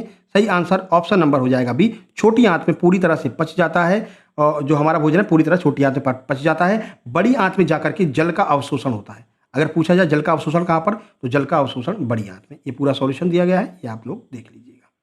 चलो प्रश्न नंबर 8 देखिए, पौधों में जाइलम का मुख्य कार्य क्या होता है? तो कई बार आपको पता है, जा से जाइलम, जा से जल। जाइलम जल को पहुंचाने का काम करता है। फा से फ्लोएम, फा से फूड। फ्लोएम फूड यानी कि खाने को पहुंचाने का काम करता है। तो सही आंसर ऑप्शन ए हो जाएगा, जल का वहन जो है वो जाइलम के द्वारा किया जाता है। 9 नंबर देखिए, कोशिका द्रव में ग्लूकोज का विखंडन होने पर पहला उत्पाद क्या बनता है? अगर कोशिका द्रव में ग्लूकोज का विखंडन हो जाए तो बनने वाला उत्पाद क्या बनेगा? 4 ऑप्शन है, इथेनॉल, कार्बन डाइऑक्साइड, लैक्टिक अम्ल या फिर पाइरूवेट। सही आंसर आपका हो जाएगा ऑप्शन नंबर डी, पाइरूवेट का निर्माण होता है। ठीक है, ऑप्शन डी आपका सही आंसर। 10 नंबर देखिए, कह रहे हैं चुंबकीय क्षेत्र की तीव्रता का एसआई मात्रक क्या होता है? एम्पियर, ओम, टेस्ला, वोल्ट। सही आंसर होगा ऑप्शन नंबर सी, टेस्ला जो है वो चुंबकीय क्षेत्र की तीव्रता का मात्रक होता है। ये यहाँ पर सॉल्यूशन दिया गया है। आगे बढ़ते हैं। प्रश्न नंबर 11, किसी सीधे धारावाही चालक द्वारा उत्पन्न चुंबकीय क्षेत्र की दिशा ज्ञात करने के लिए किस नियम का उपयोग किया जाता है? 4 नियम आपके सामने दिए गए हैं। धारावाही चालक द्वारा उत्पन्न चुंबकीय क्षेत्र की दिशा अगर हमको ज्ञात करना है तो कौन सा नियम यूज में आता है? ये आता है दक्षिण हस्त का अंगुष्ठ नियम। ठीक है, ये आपका राइट हैंड थंब रूल आता है। कुल मिलाकर ऐसे ध्यान रखना, ये सब दक्षिण हस्त समझ में नहीं आ रहा। तो राइट हैंड थंब रूल जो होता है, दाएं हाथ का जो नियम होता है फ्लेमिंग का, वो काम में आता है। ये पूरा सॉल्यूशन यहाँ पर दिया गया है। चलो आगे बढ़ते हैं। 12 नंबर, एक विद्युत मोटर में आर्मेचर कुंडली में प्रवाहित धारा की दिशा प्रत्येक बार में कितनी बार बदल जाती है? क्या कह रहे हैं? देखो, एक विद्युत मोटर में आर्मेचर कुंडली में प्रवाहित धारा की दिशा प्रत्येक में एक बार बदल जाती है। यानी कि प्रत्येक किस में? एक घूर्णन में, एक चक्कर में। यहाँ पर देख सकते हैं, एक घूर्णन में, एक रोटेशन में बदल जाती है, आधे हाफ रोटेशन बदलती है, 1/4 रोटेशन बदलती है, या फिर 2 रोटेशन बदलती है। प्रश्न का सही आंसर होगा ऑप्शन नंबर बी, आधे रोटेशन, हाफ रोटेशन में बदल जाती है। अगला 13 नंबर देखिए, किसी भी खाद्य श्रृंखला में तीसरा पोषी स्तर हमेशा किसके द्वारा ग्रहण किया जाता है? जो तीसरा पोषी स्तर होता है कौन ग्रहण करता है? उत्पादक, शाकाहारी, मांसाहारी या फिर अपघटक। सही आंसर आपका सी होगा, मांसाहारियों के द्वारा जो है तीसरा पोषी स्तर हमेशा मांसाहारियों के द्वारा ग्रहण किया जाता है। ये पूरा सॉल्यूशन दिया है, ये भी आप देख सकते हैं। ठीक है, आगे बढ़ते हैं। प्रश्न नंबर 14 ये रहा आपके सामने, वायुमंडल की ऊपरी परत में ओजोन के क्षरण का मुख्य कारण कौन सा रसायन है? किसकी वजह से जो वायुमंडल की ऊपरी परत है ओजोन, इसका क्षरण हो रहा है? बताइए क्या रीजन है? तो सबको पता है CFC, क्लोरोफ्लोरोकार्बन, जो हमारे AC में से निकलता है, फ्रीजर में से निकलता है, रेफ्रिजरेटर में से निकलता है CFC, उसकी वजह से ओजोन परत में क्षरण हो रहा है। ये रहा पूरा सॉल्यूशन। 1980 के दशक में ओजोन परत में तेजी से गिरावट आई है। इसका मुख्य कारण रेफ्रिजरेटर और अग्निशमन यंत्रों में इस्तेमाल होने वाला कृत्रिम रसायन CFC है। ठीक है, आगे बढ़िए। 15 नंबर, आनुवांशिकी के जनक किसे कहा जाता है? तो ग्रेगर जॉन मेंडल को आनुवांशिकी का जनक कहा जाता है। 16 नंबर देखिए, 16 नंबर है, मानवों में बच्चे का लिंग किस पर निर्भर करता है? तो कल आपको टॉप 500 बताया था कि जो बच्चे का लिंग निर्धारण होता है वो पिता के गुणसूत्र पर डिपेंड करता है। जो लोग बोलते हैं ना कि अरे मतलब लड़की को बोलते हैं लोग कि तुम एक बेटा नहीं पैदा कर पा रही हो, बेटा नहीं, पुत्र नहीं दे पा रही हो, भैया उसकी कोई गलती नहीं है, गलती तुम्हारी है। पिता के गुणसूत्र के द्वारा, पिता के शुक्राणुओं के गुणसूत्रों के द्वारा जो है बच्चे का लिंग निर्धारण होता है। देखो, पुरुषों में एक X और एक Y निकलता है, जबकि महिलाओं में दोनों गुणसूत्र X होते हैं। तो महिला तो पूरा X दे रही है, तुम्हारी तरफ से X आ रहा है या Y आ रहा है, वो डिपेंड करेगा कि क्या बनेगा, है ना। तो वो पुरुषों के लिए जो है डिपेंडेबल होता है, ना कि महिला के लिए डिपेंडेबल होता है। ठीक है, तो आगे से किसी को ये मत कहना कि तुम जो है बेटा नहीं दे पा रही हो। अगला, किसी जीव में प्रकट होने वाला एक आनुवांशिक लक्षण किसके द्वारा नियंत्रित होता है? तो आनुवांशिक लक्षण को कौन नियंत्रित करेगा? 4 ऑप्शन आपके सामने हैं। सही आंसर ऑप्शन नंबर सी हो जाएगा, मात्रक और पैतृक दोनों के DNA के द्वारा जो है आनुवांशिक लक्षण नियंत्रित किए जाते हैं। जैसे किसी का बाल आगे से कम है, उसके पिता का बाल भी आगे से कम होगा, इस वजह से उसका बाल आगे से कम है। अगर किसी को शुगर हो गया, मतलब कि 18 साल की उम्र में अगर शुगर हो गया तो उसके पिता को भी शुगर होगा, इसलिए उसको शुगर हुआ है। तो ये DNA के माध्यम से अपने आप पहुंच जाता है ना, इसीलिए कहते हैं कि हमेशा स्वस्थ रहा करो भैया, नहीं बच्चों को भी झेलना पड़ेगा। ठीक है। 18 नंबर देखिए, मानव नेत्र का कौन सा भाग एक कैमरे के पर्दे की तरह कार्य करता है जहां वस्तुओं का प्रतिबिंब बनता है? तो वस्तु का प्रतिबिंब कहां पर बनता है? रेटिना पर बनता है। ठीक है। निकट दृष्टि दोष क्या होता है? ये प्रतिबिंब रेटिना पर न बनते हुए रेटिना के आगे बन जाता है। फिर हम क्या करते हैं? अवतल लेंस का प्रयोग करते हैं। अवतल लेंस इस आगे बनने वाले प्रतिबिंब को फेंक करके रेटिना पर पहुंचा देता है और हमको साफ साफ दिखाई देने लगता है। दूरदृष्टि दोष में क्या होता है? ये रही रेटिना और प्रतिबिंब कहाँ बनेगा? रेटिना के पीछे। तो इससे क्या होगा? हमको दिखाई नहीं देगा। हम यहाँ पर अवतल लगा देंगे, ये खींच करके वापस रेटिना पर ला देगा और हमको दिखाई देने लगेगा। ठीक है। तो ये आपको ध्यान रखना, रेटिना पर बनता है। आगे देखिए 19 नंबर, दृष्टि दोष वह दोष है जिसमें व्यक्ति के पास की वस्तुओं को स्पष्ट देख लेता है लेकिन दूर की वस्तु स्पष्ट नहीं देख पाता। क्या कहते हैं? यानी ऐसा दृष्टि दोष जिसमें पास की वस्तु तो स्पष्ट दिखाई दे रही है, दूर की वस्तु नहीं दिखाई दे रही है, तो इसको हम क्या कहेंगे? 4 ऑप्शन आपके सामने है, सही आंसर ऑप्शन ए हो जाएगा। इसको हम निकट दृष्टि दोष मायोपिया कहेंगे। ठीक है। अगला देखिए 20 नंबर, रात के समय आसमान में तारों का टिमटिमाना किस प्रकाशीय घटना की वजह से होता है? बताइए। प्रकीर्णन, परावर्तन, अपवर्तन या फिर विक्षेपण? सही आंसर ऑप्शन सी हो जाएगा, वायुमंडलीय अपवर्तन की वजह से। कल आपको बहुत अच्छे से हमने एमपीजी के वो साइंस वाली 500 में इसको बहुत अच्छे से अपवर्तन को समझाया, किस तरह से ऐसे तारे आते हैं, पड़ते रहती हैं, हमारी आंखों पर कैसे आते हैं, ये हमने आपको अच्छे से समझा दिया है। ये यहाँ पर हमने सॉल्यूशन दे दिया, आप लोग देख लेना। ठीक है ना। अब चलते हैं हम सोशल साइंस की ओर। ये रहा सोशल साइंस। लास्ट में कमेंट बॉक्स में कमेंट करना 100 में से कितने नंबर आए हैं। प्रश्न है, मैस्सिनी के द्वारा स्थापित गुप्त संगठन यंग इटली की स्थापना कहां पर हुई थी? वियना में, रोम में, मार्सेई में या बर्न में? कहां पर हुई थी? प्रश्न का सही आंसर हो जाएगा ऑप्शन नंबर सी, मार्सेई में इसकी स्थापना हुई थी। पूरा डिटेल सॉल्यूशन भी आप लोग देख लीजिए।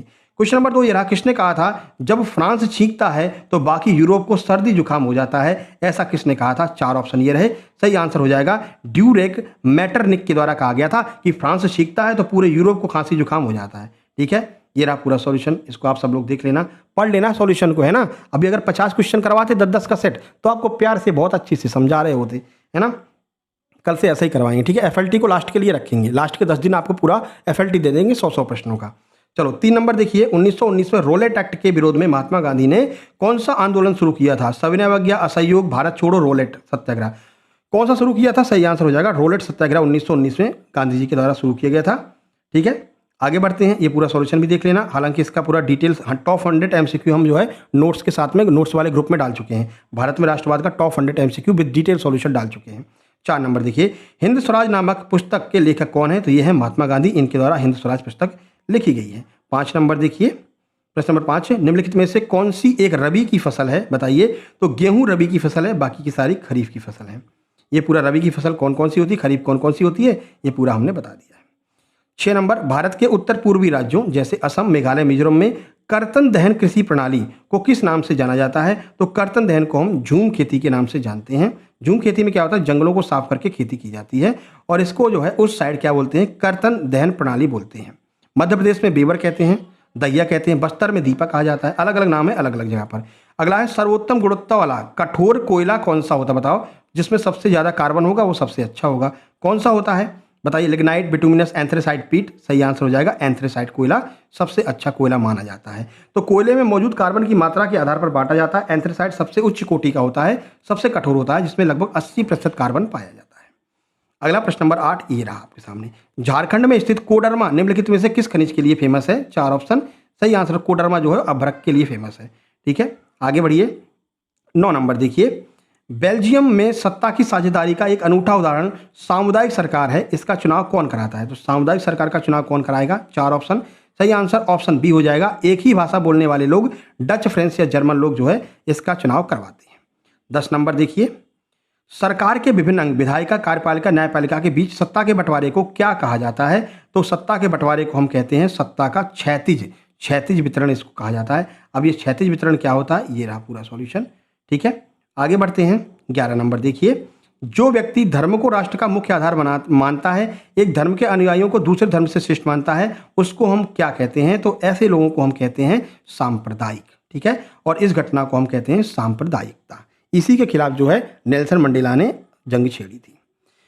12, भारत में पंचायती राज व्यवस्थाओं स्थानीय सरकारों में महिलाओं के लिए कितनी सीटें आरक्षित की गई हैं? तो कम से कम 33% सीटें जो है वो महिलाओं को दी गई हैं पंचायती राज व्यवस्था में। एमपी में 50% है। ठीक है। 13 नंबर देखिए, मानव विकास सूचकांक HDI मापने के लिए संयुक्त राष्ट्र विकास कार्यक्रम के द्वारा किन मापदंडों का उपयोग किया जाता है? तो HDI मापने के लिए हम प्रयोग करते हैं स्वास्थ्य, शिक्षा और प्रति व्यक्ति आय का। ऑप्शन बी हमारा सही आंसर हो जाएगा। 14 नंबर देखिए, तो प्रश्न है कि किसी देश की प्रति व्यक्ति आय को कैसे मापा जाता है, इसकी गणना कैसे की जाती है। 4 ऑप्शन आपके सामने है, बताइए क्या होगा। चलिए आंसर की ओर चलें। सही आंसर आपका ऑप्शन नंबर सी हो जाएगा कि किसी देश की अगर आपको प्रति व्यक्ति आय मापनी है तो जो देश की कुल आय है ना, कुल जनसंख्या से उसका डिवाइड दे देंगे। देश की पूरी जितनी जीडीपी है ना, जितना इनकम हुआ है और देश की जितनी जनसंख्या है उससे डिवाइड दे देंगे तो प्रति व्यक्ति आय निकल करके आ जाएगा। तो देखिए किसी देश की जो औसत आय होती है, जो एवरेज आय होती है, इनकम होती है, उसी को प्रति व्यक्ति आय कहा जाता है। और प्रति व्यक्ति आय कैसे निकालेंगे भाई, औसत कैसे निकालते हैं, आंकड़ों का योगफल बटे आंकड़ों की संख्या। तो आंकड़ों का योगफल क्या हो गया, पूरे देश की आय हो गई, आंकड़ों की संख्या क्या हो गई, जो देश की जनसंख्या हो जाएगी। ठीक है, ऐसे हम प्रति व्यक्ति आय निकाल सकते हैं। 15 नंबर है, भारत में करेंसी नोट, कागजी मुद्रा जारी करने का एकाधिकार किसके पास में है। 4 ऑप्शन है, अभी परसों वाली वीडियो में भी हमने आपको बताया था। तो वैसे इकोनॉमिक्स की अलग से वीडियो हम लेकर के आएंगे। तो जो भारतीय रिजर्व बैंक है, आरबीआई जो है, इंडियन रिजर्व बैंक, इसके पास में कागजी मुद्रा जारी करने का अधिकार है। ठीक है, तो देखो अगर सिक्के की बात करें तो 1 रुपए का नोट और बाकी जितने भी सिक्के होते हैं वो सारे सिक्के भारतीय वित्त मंत्रालय के द्वारा जारी किए जाते हैं। लेकिन अगर नोट की बात करेंगे, करेंसी नोट की बात करेंगे, तो आरबीआई ही जारी करेगा। तो भारत में कागजी मुद्रा, करेंसी नोट जारी करने का एकमात्र अधिकार केंद्र सरकार की ओर से भारतीय रिजर्व बैंक को प्राप्त है। भारत में कोई अन्य व्यक्ति या संस्था मुद्रा जारी नहीं कर सकता है। ठीक है, और सिक्के कौन, सिक्के वित्त मंत्रालय जारी करता है। 16 नंबर देखते हैं। 16 नंबर है, ऋण के औपचारिक स्रोतों में निम्नलिखित में से क्या शामिल है। अब औपचारिक स्रोत की बात हो रही है, यानी कि फॉर्मल स्रोत की बात हो रही है। और जो परसों हमने टेस्ट कराई थी उसमें हमने इनफॉर्मल स्रोत की बात की थी। अगर हम फॉर्मल की बात करेंगे तो फॉर्मल में कौन आ जाएगा, फॉर्मल के लिए आपको कागजों की आवश्यकता पड़ेगी। और कागजों के द्वारा ऋण हम किससे लेते हैं, तो कागजों के द्वारा बैंक और सहकारी समितियों से ऋण लिया जाता है। ऑप्शन बी, आप ऑप्शन सी सही आंसर हो जाएगा। और अगर इनफॉर्मल तरीके से लेंगे तो कहां से ले सकते हैं, साहूकार, बड़े किसानों से ले सकते हैं, रिश्तेदारों और दोस्तों से ले सकते हैं। ये लोग कोई कागज नहीं लेते हैं ना, ये लोग बस दे देते हैं और लिख लेते हैं चलो तुमको फिर लौटा देना, जब तुम्हारा मन करे तब लौटा देना। ठीक है, लेकिन अगर आप बैंकों से लेंगे तो आपको मतलब कि औपचारिक स्रोत से जो है आपको लेना पड़ेगा, यानी कि पूरा कागजी कार्रवाई होगी तभी आपको कह सकते हैं ऋण मिलेगा। 17 नंबर देखिए, जर्मनी के एकीकरण का वास्तुकार या जनक किसे माना जाता है, जिसने लौह और रक्त की नीति अपनाई थी। तो सबको पता है ओटो वॉन बिस्मार्क जो हैं, इन्होंने जर्मनी का एकीकरण किया था। और भारत का एकीकरण किसने किया था, तो भारत का एकीकरण सरदार पटेल ने किया था। इसलिए सरदार पटेल को लौह पुरुष या फिर भारत का बिस्मार्क भी कहा जाता है। तो ये भी आपको ध्यान रखना है, सरदार पटेल को। ऑप्शन नंबर ए सही हो जाएगा, ओटो वॉन बिस्मार्क ने जर्मनी का एकीकरण किया था। आगे बढ़ते हैं, देखिए क्वेश्चन नंबर 18 ये रहा। 1932 में हुए प्रसिद्ध पूना पैक्ट पर किन 2 भारतीय नेताओं ने हस्ताक्षर किए थे। कुल मिलाकर आपसे ये पूछा जा रहा है, जो 1932 में पूना पैक्ट हुआ था किस किस के बीच में हुआ था। तो आपको बता दें, महात्मा गांधी और डॉक्टर BR अम्बेडकर के बीच में पूना पैक्ट 1932 में हुआ था। देखिए, तो दलित वर्गों के लिए अलग निर्वाचन क्षेत्र की मांग को लेकर अंबेडकर जी और गांधी जी के बीच में विवाद था, जिसके चलते गांधी जी आमरण अनशन पर बैठ गए। अंततः 1932 में नेताओं के बीच समझौता हुआ, जिसे पूना पैक्ट कहा जाता है, जिसके तहत दलित वर्ग, बाद में अनुसूचित जाति को प्रांतीय और केंद्रीय विधान परिषदों में आरक्षित सीटें मिल गई थी। तो इस प्रकार से इन दोनों लोगों में समझौता हो गया था। 19 नंबर देखिए, मैग्नेटाइट नामक लौह अयस्क में लोहे का कितना अंश लगभग पाया जाता है, कितना लोहा मैग्नेटाइट में पाया जाता है। तो ऑप्शन सी सही हो जाएगा, 70% जो लोहा है वो मैग्नेटाइट में देखने को मिलता है आपको। 20 नंबर देखिए, 20 नंबर है, मुद्रा और साख के संदर्भ में समर्थक ऋण आधार यानी कोलेट्रॉल क्या होता है, बताइए। कोलेट्रॉल हम किसे कहते हैं, अगर आप कहीं पर ऋण लेने जा रहे हैं, ठीक है, या आप साख का मतलब होता है कि आपकी कितनी लायबिलिटी है। अभी देखिए आपको बताते हैं तब समझ में आएगा। 4 ऑप्शन आपके सामने हैं। आंसर की बात करें, सही आंसर ऑप्शन नंबर सी हो जाएगा, उधारकर्ता की वह संपत्ति जो ऋण चुकाने तक बैंक के पास गारंटी के रूप में रखी जाती है। जैसे पहले क्या होता था, पहले जो है ना, लोग अपनी मार्कशीट पर क्या ले आते थे, मार्कशीट पर, हाई स्कूल इंटर की मार्कशीट पर ऋण ले आते थे।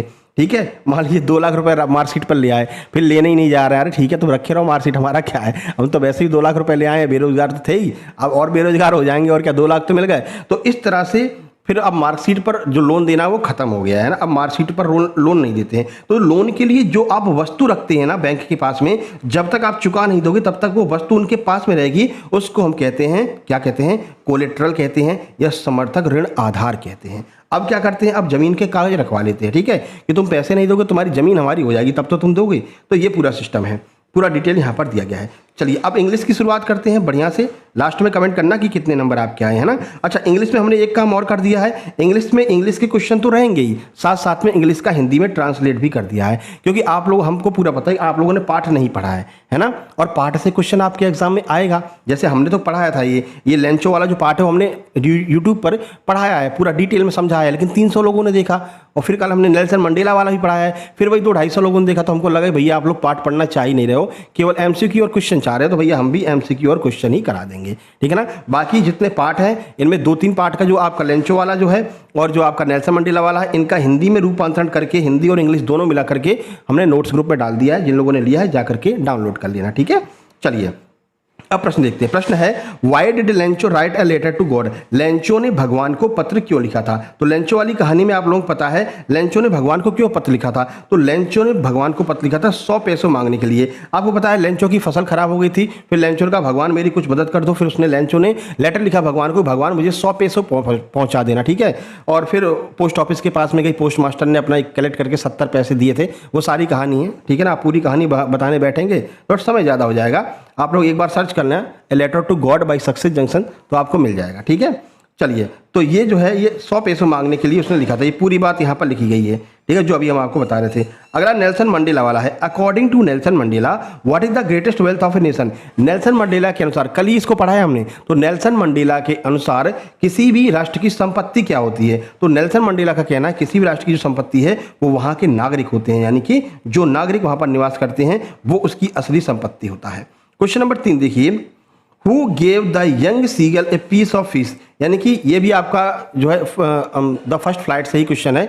बोला जा रहा है कि जो युवा सीगल नामक पक्षी था उसको मछली का टुकड़ा किसने दिया था? कहानी आपने पढ़ी नहीं है तो हम बता देते हैं। उसको जो मछली का टुकड़ा है उसकी माँ सीगल ने दिया था, जो सीगल की माँ थी उसने दिया था। क्यों दिया था? तो जो सीगल नामक पक्षी है ना, वो उड़ना नहीं चाह रहा था। उड़ना क्यों नहीं चाह रहा था? उसको लग रहा था कि हम गिर जाएंगे, तो भूख से तड़पता हुआ एक जो है पठार पर बैठा हुआ था जो है। तो फिर उसकी माँ एक मछली लेकर के आई और फिर माँ ने कहा कि ये मछली खानी है तो तुमको उड़ना पड़ेगा। देखिए, हिज फर्स्ट फ्लाइट कहानी में युवा सीगल उड़ने से डरता था और चट्टान पर भूखा बैठा था। उसे उड़ने के मजबूर करने के लिए उसकी माँ ने अपनी चोंच में मछली का टुकड़ा लेकर उसके पास आई, जिसे ललचाकर उसने अंततः भोजन पकड़ने के लिए छलांग लगा दी और वो उड़ना सीख गया था। 4 नंबर देखिए, What name did Anne Frank give her diary? Anne Frank ने, जो एना फ्रैंक थी, उसने अपनी डायरी को क्या नाम दिया था? बताइए, ये भी एक कहानी है। तो उसने अपनी डायरी को किटी बोला था। क्या बोला था? किटी बोला था। देखिए, एनी फ्रैंक का कोई सच्चा दोस्त नहीं था, तो उसने अपनी डायरी को दोस्त बना लिया और उसका नाम किटी रख दिया था। 5 नंबर देखिए, what are the bakers known in Goa? जो गोवा में बेकर्स होते हैं, बेकर्स मतलब जो रोटी बनाने वाले होते हैं, उनको किस नाम से जाना जाता है? ये भी कहानी आपके बुक में ही दी गई है। सही आंसर हो जाएगा, उनको पैडर कहा जाता है। जो रोटी बनाने वाले होते हैं उनको पैडर कहा जाता है। ऑप्शन ए बिल्कुल सही हो जाएगा। और ग्लिम्स ऑफ इंडिया में ये जो क्वेश्चन पूछा गया है वो ग्लिम्स ऑफ इंडिया नामक पार्ट से पूछा गया है। चलिए, क्वेश्चन नंबर 6 देखिए। 6 नंबर है वल्ली, क्या दिया गया? What was Valli deepest desire? जो वल्ली नामक इसमें एक वो है लड़की है, उसकी डीपेस्ट डिजायर का मतलब होता है वल्ली की सबसे गहरी इच्छा क्या थी? वल्ली क्या चाहती थी? ये भी आपकी जो है पाठ में ही दिया गया है, ठीक है। तो वल्ली की इच्छा क्या थी? वल्ली चाहती थी टू राइड द बस, एक बस पर वो सवारी करना चाहती थी, ठीक है। यहाँ पर डिटेल सॉल्यूशन आप देख सकते हैं। देखिए, तो मैडम राइड द बस, ये जो है पाठ दिया गया आपके सिलेबस में। पाठ में वल्ली एक 8 साल की बच्ची थी। वह रोज अपने दरवाजे पर खड़ी होकर सड़क पर आने जाने वाली बसों को देखती थी। उस बस में यात्रा करना ही धीरे धीरे उसकी सबसे प्रबल और गहरी इच्छा बन गई थी। 7 नंबर देखिए, चूज द करेक्ट टेंस। अब आपको यहाँ पर टेंस, सही टेंस पता करके बताना है। He dash to London tomorrow, वो डैश टू लंदन टुमारो, यानी कि वो कल लंदन जाएगा, ऐसी उसने पहले से ही व्यवस्था कर रखी है। तो इसमें हम क्या लगाएंगे? वेंट लगाएंगे, हैज लगाएंगे, इज लगाएंगे या फिर हैड लगाएंगे। तो ऐसे में हम क्या करते हैं, जब आप कोई फ्यूचर डिजायर हो आपकी, यानी कि जो आप पहले से प्लानिंग करके बैठे हो, भले ही वो फ्यूचर की प्लानिंग है, तो उसको हम किस में लिखते हैं? उसको प्रेजेंट कंटिन्यूअस में रखते हैं और इज गोइंग यहाँ पर हो जाएगा। He is going to London tomorrow, वो कल लंदन जाएगा। देखिए, टुमारो का मतलब है आने वाला, कल का प्रयोग हुआ है जो भविष्य की योजना को दर्शाता है। निकट भविष्य की पूर्व नियोजित कार्यों के लिए हम प्रेजेंट कंटिन्यूअस का प्रयोग करते हैं। क्वेश्चन नंबर 8 देख लीजिए। क्वेश्चन नंबर 8 है आइडेंटिफाई द टेंस, यानी कि इसमें आपको टेंस पता करना कि किस टेंस का प्रयोग हुआ है। They have been playing chess for 2 hours, वो 2 घंटे से चेस खेल रहे हैं। बताइए क्या लगेगा? प्रेजेंट परफेक्ट है, परफेक्ट प्रेजेंट कंटिन्यूअस है, पास्ट परफेक्ट कंटिन्यूअस है, प्रेजेंट परफेक्ट कंटिन्यूअस है। सही आंसर हो जाएगा ऑप्शन डी, ये प्रेजेंट परफेक्ट कंटिन्यूअस का टेंस है। क्यों? क्योंकि इसमें हैज बीन, हैव बीन लगी हुई है ऑब्जेक्ट है सिंस फॉर टाइम लगा हुआ है और ये पूरी पहचान प्रेजेंट परफेक्ट कंटिन्यूअस की होती है। ठीक है, आगे बढ़ते हैं। अगला है fill in the blank by, मतलब इसमें आपको ब्लैंक खालिस्तान को भरना है। By next month C dash her project, यानी कि अगले महीने वो अपने प्रोजेक्ट को कंप्लीट कर लेगी। क्या करना है? विल कंप्लीट लगाएंगे, विल हैव कंप्लीटेड लगाएंगे, हैज कंप्लीट लगाएंगे या फिर इज कंप्लीटिंग लगाएंगे। क्या लगाएंगे? आइए आंसर देखते हैं। सही आंसर आपका ऑप्शन बी हो जाएगा, विल हैव कंप्लीट लगाएंगे। अच्छा, विल हैव कंप्लीट क्यों लगाएंगे? तो जब कोई कार्य भविष्य की किसी निर्धारित समय बाय द नेक्स्ट मंथ तक पूरा हो चुका होगा तो वहां पर फ्यूचर परफेक्ट टेंस लगता है और हम will have, shall have plus verb की थर्ड फॉर्म का प्रयोग करते हैं। 10 नंबर देखिए, क्वेश्चन नंबर 10 है, you dash wear a helmet while riding the bike. तुमको हेलमेट पहनना चाहिए जब तुम बाइक से राइड कर रहे हो। बताइए कौन सा मॉडल वर्ब लगेगा? तो यहाँ पर आपको क्या है, नियम बताए जा रहे हैं ना, आपकी भलाई के लिए नियम बताए जा रहे हैं। तो मस्ट, माइट, मे, कुड क्या लगाएंगे? तो यहाँ पर आप लगाएंगे क्या? मस्ट लगाएंगे। जब कोई कड़ा नियम बताया जाए, कानून या बहुत ही सख्त सलाह दी जाए तो वहाँ पर मॉडल वर्ब के रूप में मस्ट का प्रयोग किया जाता है। नंबर 11 देखिए, नंबर 11 है dash you please pass me the salt, यानी कि वो अनुमति मांग रहा है, क्या आप कृपया मुझे थोड़ा सा जो नमक रखा हुआ है वो पास करेंगे, वो हमको देंगे। तो यहाँ पर क्या लगाएंगे? Should, would, might, must. तो यहाँ पर हम जब विनम्र निवेदन करते हैं तो वुड का प्रयोग करते हैं। ठीक है, तो किसी से विनम्र निवेदन करने के लिए अंग्रेजी व्याकरण में सामान्यतः वुड या कुड का प्रयोग होता है। अब कुड तो दिया नहीं है, कुड नहीं दिया है तो हम वुड का प्रयोग करेंगे। अगला देखिए 12 नंबर है, I dash swim across the river when I was young. जब मैं जवान हुआ करता था तो मैं इस नदी को आराम से पार कर सकता था। तो जब भी पास्ट की क्षमता वाली चीज को बताया जाए तो हम यहाँ पर कुड का प्रयोग करेंगे और प्रेजेंट की बात करें तो कैन का, लेकिन वर्तमान में कह रहा आई वाज यंग, जब मैं जवान हुआ करता था, तो यहाँ पर हम क्या करेंगे? कुड लगाएंगे। 13 नंबर देखिए, 13 नंबर है, is there dash milk left in the fridge, यानी कि क्या थोड़ा सा मिल्क उस फ्रिज में बचा हुआ है। तो देखो मिल्क को काउंट तो कर नहीं सकते हो, अनकाउंटेबल है, तो भाई यहाँ पर हम ना तो फ्यू लगाएंगे ना ए फ्यू लगाएंगे, क्योंकि ये तो काउंटेबल नाउन होती है। मैनी भी काउंटेबल के लिए होती है। तो बचा क्या? बचा आपके पास में एनी, यहाँ पर एनी लगा देंगे। ठीक है, आगे बढ़ते हैं। 14 नंबर देखिए, I have read dash book in the library, यानी ये जितनी किताबें लाइब्रेरी में हैं मैं उन सबको पढ़ चुका हूँ। क्या लगाएंगे? Much, a little, all the, every. तो देखो जो बुक्स हैं उनको काउंट कर सकते हो ना, अगर काउंट करोगे तो लिटिल नहीं लगेगा, मच नहीं लगेगा, एवरी तो एक के लिए लगता है, तो फिर क्या लगेगा? ऑल द लगेगा। I have read all the book in this library, इस लाइब्रेरी में जितनी भी किताबें हैं मैं उन सबको पढ़ चुका हूँ। नंबर 15 देखिए, नंबर 15 है, सी इज डैश ऑनेस्ट गर्ल। अब देखो ये तो आपका कह सकते हैं आर्टिकल वाला क्वेश्चन आ गया है ना, है तो क्रिया का ही, लेकिन आर्टिकल लगा सकते हैं, आर्टिकल का बोल सकते हैं। तो ऐसे में हमने आपको बताया था जब भी आपको आर्टिकल लगाना हो तो आपको लिख के देख लेना चाहिए। ऑनेस्ट लिखते हैं ना कि हॉनेस्ट, है ना, ऑनेस्ट लिखते हैं और बोलते भी ऑनेस्ट हैं। तो आ रहा है और ये आ क्या होता है? ये स्वर होता है। तो जब भी बोलने या लिखने में ऑनेस्ट आए, हिंदी में लिखने में आ आए यानी कि स्वर आए, तो हम एन का प्रयोग करते हैं। तो ये हो जाएगा सी इज एन ऑनेस्ट गर्ल। ये रहा पूरा सॉल्यूशन। आगे बढ़ते हैं। 16 नंबर देखिए, in a formal letter where is the sender address written, यानी कि एक फॉर्मल लेटर में, एक औपचारिक पत्र में जो भेजने वाला होता है उसके पते को कहाँ पर लिखा जाता है। अब आपसे देखो लेटर तो लिखवाएंगे नहीं, लेटर और निबंध के नियमों को पूछेंगे आपसे, तो वो आपको ध्यान रखना है। बताइए कहाँ लिखते हैं? 4 ऑप्शन आपके सामने हैं। प्रश्न का सही आंसर हो जाएगा option C, top left corner, यानी कि ये जो लेफ्ट कॉर्नर होता है ना टॉप, तो ऊपर के लेफ्ट कॉर्नर पर हम यहाँ पर एड्रेस लिखते हैं। अगला देखिए 17 नंबर, what is the correct way to write the complimentary close subscription in a formal letter. एक फॉर्मल लेटर में, एक औपचारिक पत्र में क्या लिखते हैं? फेथफुली लिखेंगे, योर्स फेथफुली लिखेंगे या फिर योर फेथफुली लिखेंगे? क्या लिखते हैं? सही आंसर हो जाएगा आपका ऑप्शन सी, योर्स फेथफुली लिखते हैं। एपोस्ट्रोफी एस का प्रयोग नहीं करते हैं, ध्यान रखना है ना, पूरा योर्स लिख देते हैं, YOURS ऐसे लिख देते हैं। तो योर्स फेथफुली हो जाएगा ऑप्शन नंबर सी, बिल्कुल सही हो जाने वाला है। 18, which of the following is not a essential part of a informal letter, यानी कि एक इनफॉर्मल लेटर का, अनौपचारिक पत्र का, इनमें से कौन सी चीज की आवश्यकता नहीं पड़ती है एक अनौपचारिक लेटर में? सॉल्यूशन की, सब्जेक्ट की, सेंडर एड्रेस की, डाटा की। तो अगर आप इनफॉर्मल लेटर लिख रहे हो, अपने भाई बंधु को लेटर लिख रहे हो, तो सब्जेक्ट की क्या आवश्यकता है? सब्जेक्ट की कोई आवश्यकता नहीं रहती है। ऑप्शन नंबर बी आपका बिल्कुल सही आंसर हो जाएगा। अगला 19 नंबर देखिए, an essay should logically be divided into how many basic part, यानी कि एक जो निबंध होता है वो कितने बेसिक पार्ट में बटा रहता है? तो एक निबंध जो है वो 3 बेसिक पार्ट में बटा रहता है। ऑप्शन नंबर सी आपका सही आंसर हो जाएगा। कौन कौन से होते हैं देखिए, माफ कीजिएगा, देखिए, एक मुख्य भाग होता है जहां विस्तार से चर्चा होती है, एक निष्कर्ष होता है और एक प्रस्तावना होती है। 3 पार्ट होते हैं किसी भी निबंध के। नंबर 20 देखिए, what is the main purpose of the conclusion in essay. एक एसे में, एक निबंध में कंक्लूजन का मेन पर्पज क्या होता है, हम कंक्लूजन क्यों लिखते हैं। ऑप्शन सी हो जाएगा, to summarise the main point and give a final thought, यानी कि जो पूरा हमने निबंध लिखा है उसके मेन पॉइंट को समराइज करने के लिए, मेन पॉइंट और फाइनल थॉट को बताने के लिए हम कंक्लूजन का प्रयोग करते हैं। इस तरह से ये आपका आज के 100 प्रश्न कंप्लीट होते हैं। 100 में से आपके कितने नंबर आए इस FLT में, फुल लेंथ टेस्ट में, आप कमेंट बॉक्स में कमेंट करेंगे और जल्दी से जल्दी ये नोट्स ले लेंगे 7052547003 पर व्हाट्सएप करके, क्योंकि 4 तारीख से ये नोट्स 149 के हो जाएंगे।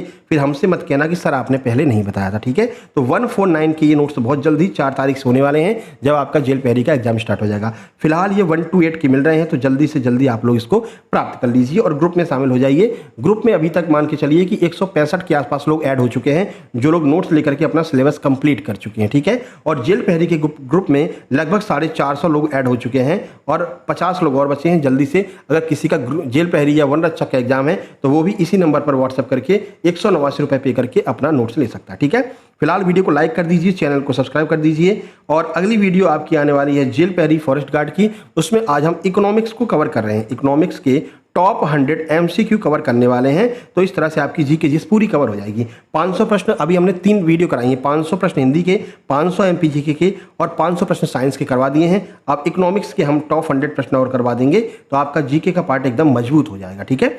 चलिए मिलते हैं नेक्स्ट वीडियो में, तब तक के लिए नमस्कार, धन्यवाद।